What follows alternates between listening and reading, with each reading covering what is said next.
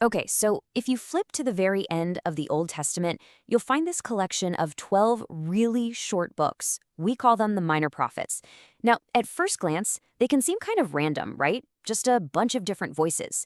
But what if I told you they were all put there on purpose, designed to be read together as one single, sweeping story?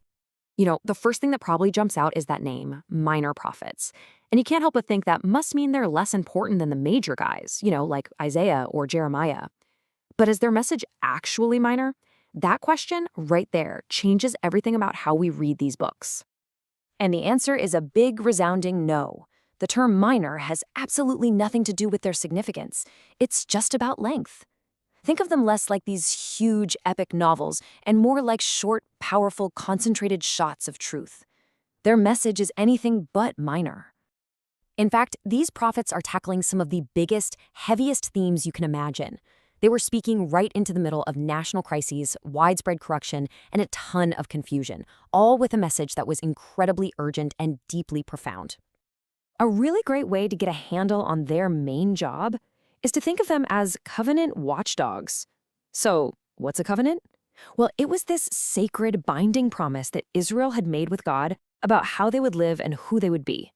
These prophets, they were the ones God sent to sound the alarm loudly when the people started breaking that promise. And the very first alarm they sounded was this powerful, thundering roar for justice. They took one look at the society around them and saw it was completely forgetting who it was supposed to be. And this is probably the most famous line from all 12 of these books. It comes from the prophet Amos, who was actually a shepherd, and he delivers this absolutely stunning vision of what a truly just world should look like. Not just a little trickle of fairness here and there, but a mighty, unstoppable river of righteousness flooding everything. And look, they were incredibly specific. This was not some vague call to just be better people. Amos called out the rich for using dishonest scales to rip off the poor. He slammed religious services that had become nothing more than an empty show.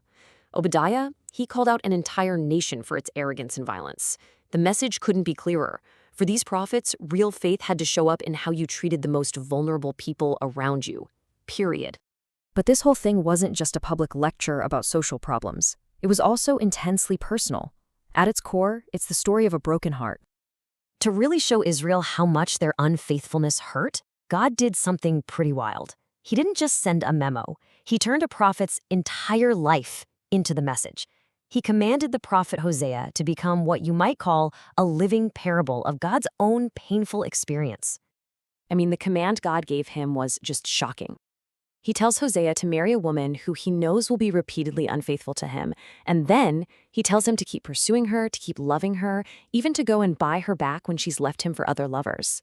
It was this painful public drama designed to mirror God's own relentless, pursuing love for his unfaithful people. So, this is so crucial to get. The judgment and the warnings we read about in these books, they aren't coming from a place of cold, distant anger. It's the hot, raw, painful response of a betrayed love. A love that is so committed, it just refuses to give up and walk away, even after being wronged so deeply. Now, just when you think this whole story is just between God and his people, the camera suddenly pulls way back, and we see this theme of unexpected and, honestly, kind of shocking mercy. And this, of course, brings us to the famous story of Jonah.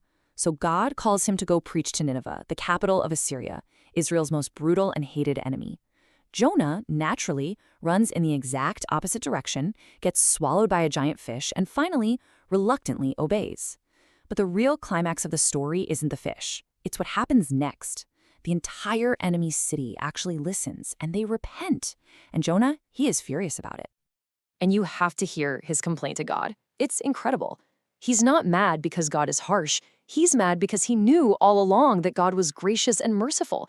He is literally quoting God's own character description back to him as if it's a bad thing. He just didn't want his enemies to get in on any of that mercy. This is such a radical twist in the story. It forces the reader, both back then and right now, to wrestle with a really tough question.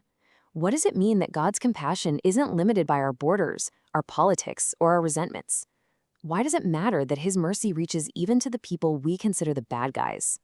So after dragging us through the mud of injustice, heartbreak, and this shocking mercy, The final act of this whole 12-part story turns, finally and decisively, toward a future that is just filled with hope.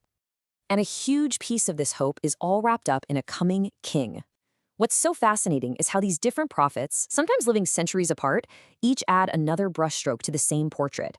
You've got Micah, who pinpoints his origin to this tiny, insignificant town of Bethlehem. Then you get Zechariah, who describes his character not as some powerful warrior, but as a humble king riding on a donkey. And finally, Zechariah says this humble king will one day rule the entire earth. It's like a picture being built, piece by piece, across the ages. But the hope is even bigger than just one king. It's about a total, top-to-bottom restoration of everything. Joel promises a spiritual renewal, a day when God's Spirit is poured out on everyone, not just a select few. Micah sees a social restoration, a day of ultimate peace where weapons of war literally become farming tools. And Zephaniah? He gives us this beautiful, personal picture of God actually rejoicing over his people with singing. And it all leads up to Obadiah's final declaration. In the end, the kingdom will belong to the Lord. So when you put it all together, you realize these prophets really had two jobs that were totally intertwined. Yes, they were covenant watchdogs, sounding the alarm about injustice and unfaithfulness, but they were also gospel heralds, announcing the good news of God's relentless love, his surprising mercy, and his ultimate plan to make all things new. And that really just leaves us with one final thought. These ancient voices still speak with incredible power today, don't they? So the question for us, right here, right now, is which voice do we need to hear most urgently? Is it the watchdog's uncomfortable shout for justice? Or is it the herald's incredible promise of hope? Maybe the real answer is that we desperately need to hear both.